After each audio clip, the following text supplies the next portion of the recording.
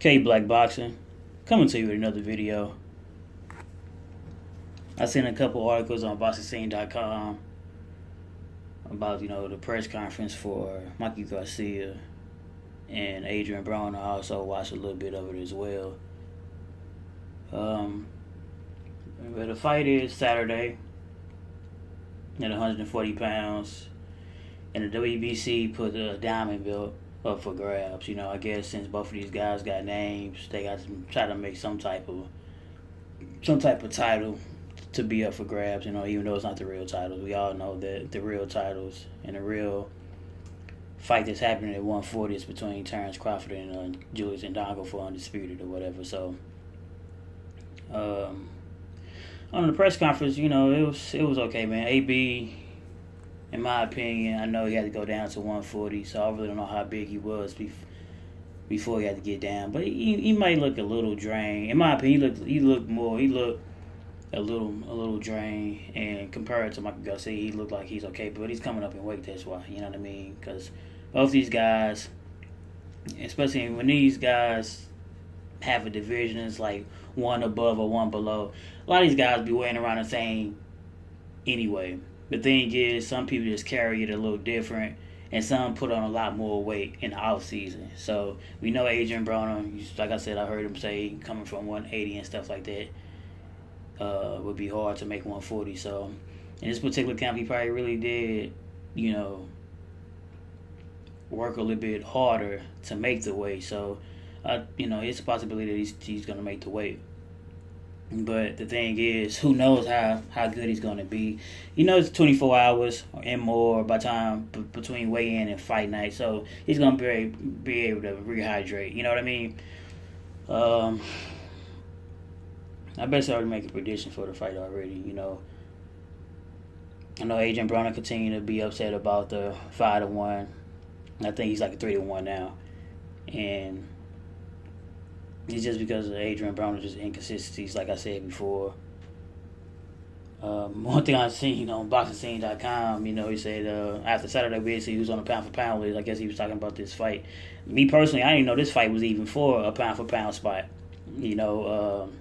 It's new to me, I guess. So I guess in Adrien Broner's mind that if he wins or whatever, he's going to be on a pound-for-pound. I'm going to be totally honest, you're not going to be on a pound-for-pound, Adrien Broner, even if you win. So it's just my opinion. It's not hating on him, just being facts, man.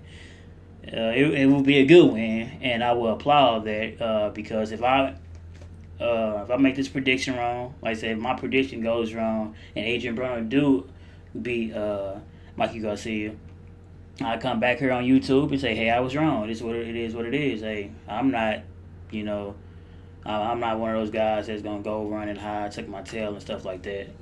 To this point, all the predictions I made have been right, though.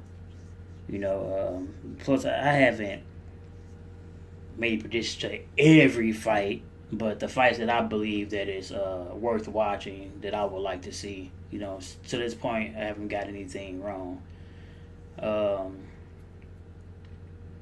But, I don't really have too much to say about it. I've said everything I can possibly say about Adrien Broner and Mikey Garcia, man. Mikey Garcia look like he's ready. Adrien Broner's talking a good game. He definitely feels as if, he's being overlooked. And like I said, Mikey Garcia then probably is overlooking him a little bit because, I heard him say that he would like to fight the winner of Indongo and Crawford, and he want to unify 135 and fight Jorge Linares and stuff like that. So maybe he is overlooking them just a tad bit. But it's because they're just confident, man. I don't like fighters that do that, though. They should just take one fight at a time. But they just truly confident that they know what kind of Adrien Broner they're going to get, man. A person that's going to be stagnant in the ring, who fight with his mouth open because I guess he's tired, who don't let his hands go. Maybe single shots here and there, jab, a couple of maybe combos, but for the most part, it's a person that's going to be very stagnant in the ring, man. So you got a guy like the counter puncher and Mikey Garcia that kind of start slow as well, and then he start opening up and basically I think his punch selections is he be trying to land certain shots to get guys out of there. You know what I mean? It ain't really it ain't like he throw a whole bunch of different combinations either. It's more of he's a technical fighter. He's very, very technical.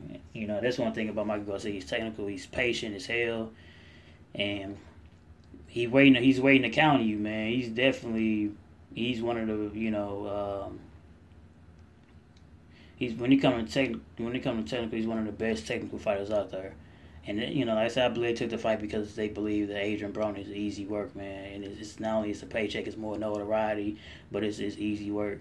Adrien Broner, man, his back definitely is against the wall, man. You lose this fight, I was watching the press conference, they said, neither fighter can lose, stuff like that. But if Mikey Garcia lose, they just chunk it up saying, okay, he was just too small for the division. He moved up in weight, and he's gonna go back down and defend his titles. And to be honest, if he go back down to defend his titles, unify with those guys down there at 135, especially if you become undisputed or Lomachenko move up and he be like a Lomachenko or something, all is forgiven.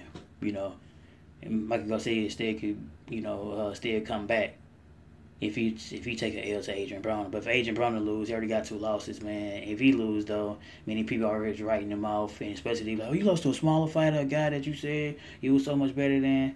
Voila, career is basically down the drain. You're nothing but a gatekeeper and C-level fighter, and you're gonna be on undercards. One thing I say about Michael Garcia, man, I know he was gone for like 2+ years. There's not too many fighters that can be gone that amount of time and still come back and still look, decent. We know Floyd Mayweather was gone. After he fought Ricky Hatton, we know he was gone close to 2 years when he came back and fought Marquez. I know Marquez was moving up in weight, but the way that Floyd performed after being out of the ring that long, he looked immaculate. You know what I mean? Just being totally honest. You see a person like, Andre Ward, who was gone due to injury as well as promotional issues. Like Michael Garcia was gone due to promotional issues, but Andre Ward came back and still was able to win, and still, you see now he's the unified champion 175.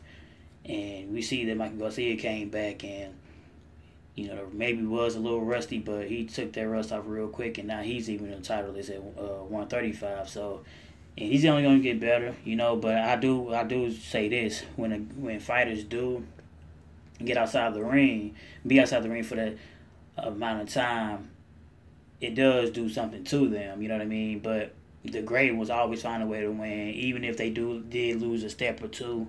They still got enough boxing IQ to still be able to win fights. You see, even in B-Hop, man, could be gone for a year or, or more. And I've seen B-Hop come back and be gone for a while and come back and still was able to fight in competitive fights, win championships and everything, man. Even unify, before he was beaten. This last go-round, he was gone for a while, came back, you seen what happened because, hey, no one is undefeated but Father Time. But I've seen fighters like, basically the fighters that's able to do that are the ones that are strictly pure boxers. The ones that, got to rely on everything else, speed and stuff like that. Even I know they say power is the last thing to go, but if you just rely just on that, those are the fighters that can't really adapt. But the ones that are technical fighters, that technically sound, that are, just pure boxers, they can, even if it's gone after a while, can still come back and win fights, And it is what it is.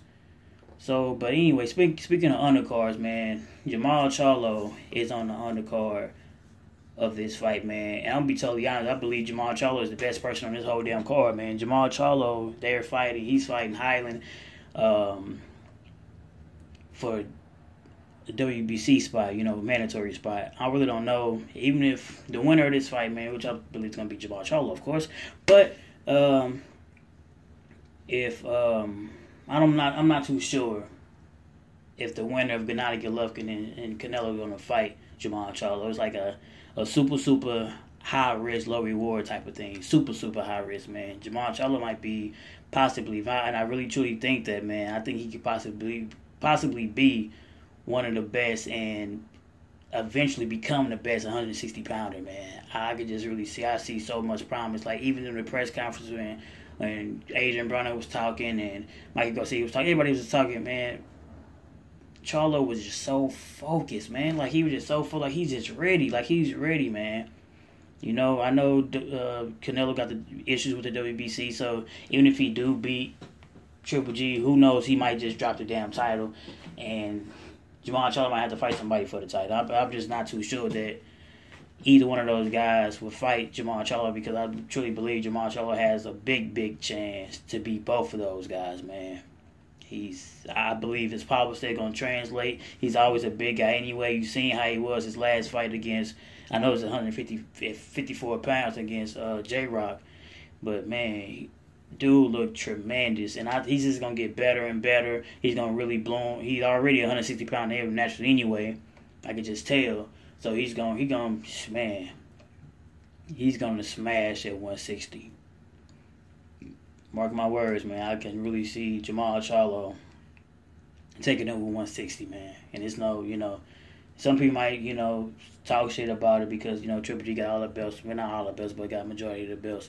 But shit, man. If I was Jermall, we just see how the WBC run. Because I don't think Chuck and Billy Joe Saunders would fucking fight Jermall Charlo either, man. But let's see how the WBC work first. If you can't get those fight shit, see if you can get Billy Joe Saunders, get that damn belt, man, and see if you can get those other guys, the winner between Canelo and Golovkin. But if he shine against Highland like I believe he's gonna shine, they're gonna shy away from Charlo, man. I could just see that happening. So that's all my take on it, man. K Black Boston signing off. Like, comment, subscribe.